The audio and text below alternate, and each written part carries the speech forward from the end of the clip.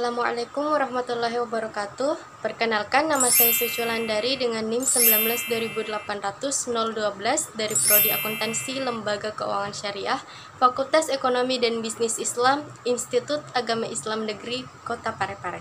Nah, di video kali ini saya akan membahas bagaimana pengaruh inflasi terhadap pengangguran. Mungkin sebagian dari kita ada yang bertanya-tanya, apa sih itu inflasi? Jadi, inflasi ini merupakan peristiwa ekonomi di mana harga barang atau jasa mengalami kenaikan secara terus-menerus dalam jangka waktu yang cukup panjang. Pada umumnya, inflasi ini menjadi penyebab menurunnya nilai mata uang secara kontinu. Dikatakan juga tingkat harga secara umum sebagai syarat inflasi karena ada banyak sekali jenis barang yang beredar di pasaran. Naiknya harga satu atau dua barang saja itu tidak bisa disebut sebagai inflasi. Disebut inflasi jika sebagian besar barang-barang mengalami kenaikan. Juga dikatakan kenaikan harga secara terus-menerus sebagai syarat dikatakannya inflasi. Hal ini disebabkan karena harga bisa saja mengalami kenaikan hanya untuk sementara. Nah, kenaikan yang bersifat sementara ini tidak bisa disebut sebagai inflasi. Jadi, jika kenaikan hampir pada seluruh barang atau jasa secara umum, maka gejala inilah yang disebut sebagai inflasi. Inflasi ini bisa disebabkan oleh beberapa faktor, di antaranya yang pertama, meningkatnya permintaan terhadap barang atau jasa yang terjadi secara agregat. Nah, peningkatan permintaan terhadap barang atau jasa dapat terjadi karena meningkatnya belanja pemerintah maupun swasta, baik permintaan untuk barang yang diekspor dan lain sebagainya. Faktor yang kedua yaitu meningkatnya biaya produksi. Meningkatnya biaya produksi ini biasanya disebabkan karena kenaikan harga bahan baku hingga upah buruh. Yang ketiga yaitu tingginya peredaran uang.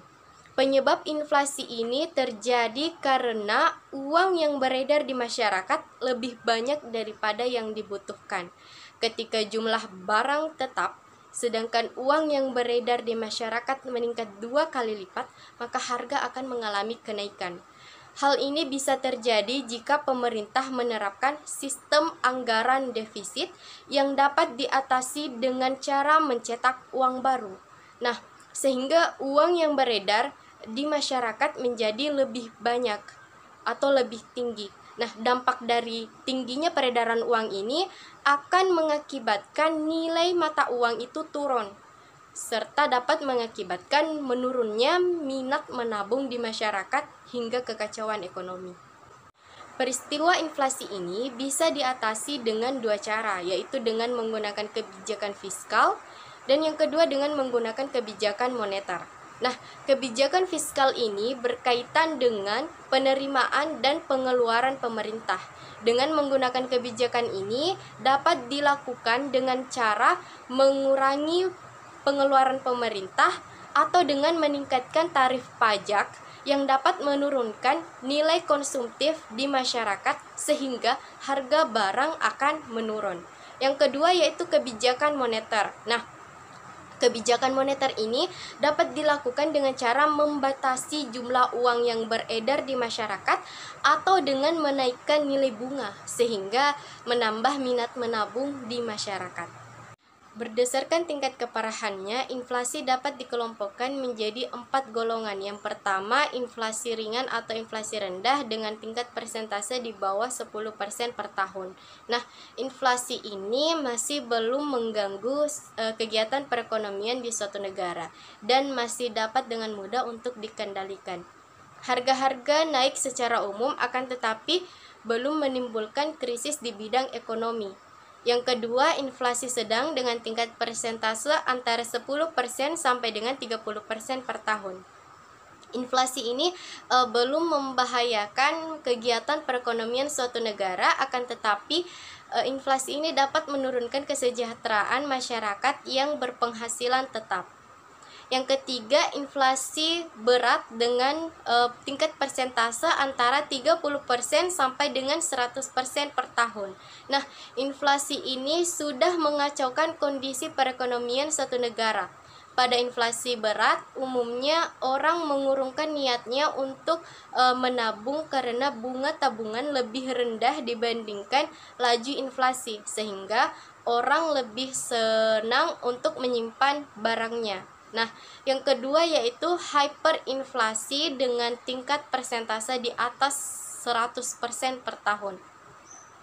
Hyperinflasi ini atau yang dikatakan dengan inflasi yang sangat berat sudah mengacaukan perekonomian suatu negara dan susah untuk dikendalikan walaupun dengan menggunakan dua kebijakan tadi, yaitu kebijakan moneter maupun kebijakan fiskal.